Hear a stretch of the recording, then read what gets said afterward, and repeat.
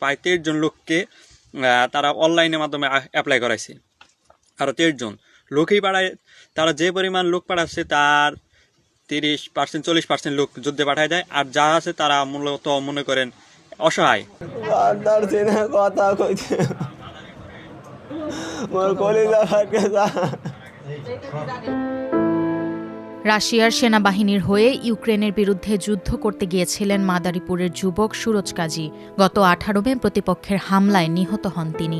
21 মে সন্ধ্যায় সুরজের পরিবার তার মৃত্যুর বিষয়টি নিশ্চিত করেছে।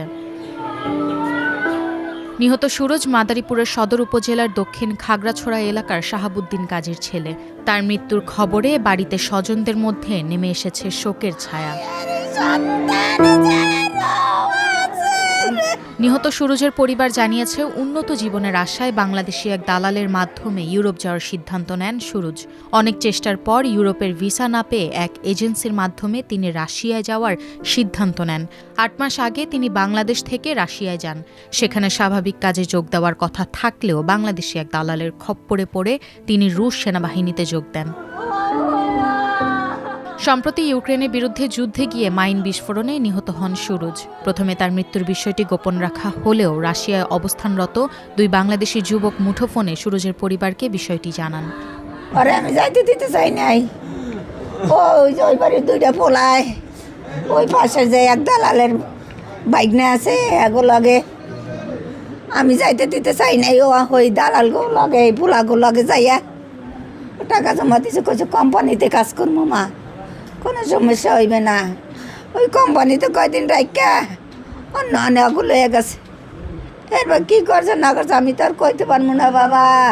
ওই যে একটা ছেলে ভিডিও করছে পড়াইছে, নাকি ছেলেকে নিয়ে ও টাকা দিয়ে বিক্রি হয়ে লাগে, অর্ধেক টাকা ওরা নেয় আর অর্ধেক টাকা আমাকে দিবে করি কয়, এরকম কোনো দেয়া ওই আমাকে ছেলেকে নিয়ে বিক্রি করিয়া দেয় ওই রাশিয়া দুধ নিয়ে বলে ওই ছেলে বলে যে আমাকে বাংলাদেশে যারা নেয় নতুন ওকে সামনে দেয়, ওকে সামনে দিলে ওই বাইক কী বলে ফুটিয়ে না কি বলে মাঝে একটা বাংলাদেশি লোক।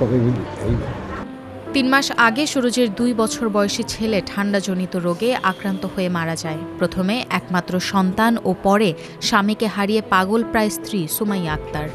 হে দালালে দিয়া ও কইছে অন্যখানে কাম আবার অন্য কোম্পানিতে যাবি, অন্য কোম্পানিতে গেলে ভালো বেতন হইবে, ভালো হইবে এ কইয়া সেই কোম্পানিতে নিয়া এরপর আবার বাইরে বেচকাল আইছে রে। 3 জন মানুষ বেচছে, ইসুপ এই যে আবার সুরজ আর একটা পোলার নাম আছে এই যে অন্য নচন্দি, এই 3টা পোলারে 30 লাখ টাকা বেচকাল আইছে। রাশিয়া নেওয়ার পরে দালাল চক্র তাদেরকে এক পর্যায়ে ভালো একটা কাজ বাজার দিবে বলে অনেক কিছু আশা প্রলোভন দেখানোর পর্যায়ে তাদেরকে বিক্রি করে ফেলান। এখন আমাদের উক্ত কয়েকদিন আগে আমাদের চাচাতো ভাই রাশিয়ান যে সম্মুখ সারির যুদ্ধে নিহত হয়েছেন, আমাদের উক্ত এলাকাবাসীর দাবি থাকবে যে এই দালাল চক্রদেরকে আমাদের নির্মূল করতে হবে। সুরজের নিকটাত্মীয় রহমত মিয়া বলেন, সংসারের হাল ধরতে বিদেশে গিয়েছিলেন সুরজ।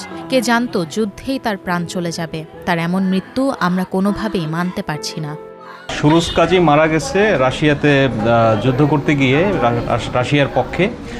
আমরা জানতে পেরেছি যে সে মারা গেছে। তার লাশটি আনার বিষয়ে আমরা সরকারিভাবে যথেষ্ট চেষ্টা করব। তার তথ্যটা আমরা এখনও অফিসিয়ালি পাই নাই।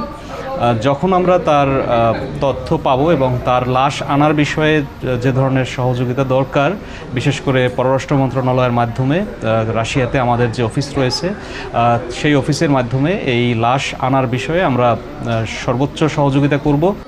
পরিবারের পক্ষ থেকে যোগাযোগ করা হলে লাশ দেশে আনতে সহযোগিতা করা হবে বলে জানান জেলা প্রশাসক।